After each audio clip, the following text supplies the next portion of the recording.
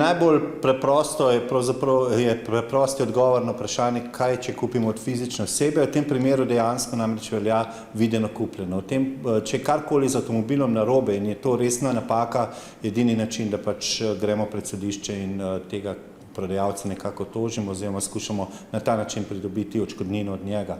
Ko pa kupujemo od pravne osebe, smo pa zaščiteni pod Zakonom o varstvu potrošnikov. V tem primeru velja enoletna stvarna napaka in v prvi polovici leta ima potrošnik pač možnost, da uveljavi to stvarno napako in mora prodajalec nekako dokazovati, da do napake ni prišlo da ni bila že ob nakupu avtomobila, v drugi polovici leta je obratno.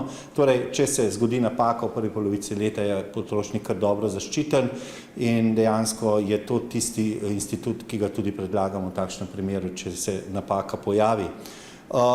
Seveda pa je težava pri nakupu avtomobila v tujini, ker je treba točno določiti, kakšna je vloga posrednika v tem poslu. Se pravi, ali je avtomobil uvozil nekdo na ta način, da ga je pripeljal sem in ga tukaj začel prodajati, v tem primeru pač velja, kot da bi bil avtomobil slovenski, pač ve se, katera podjetje je prodajalo.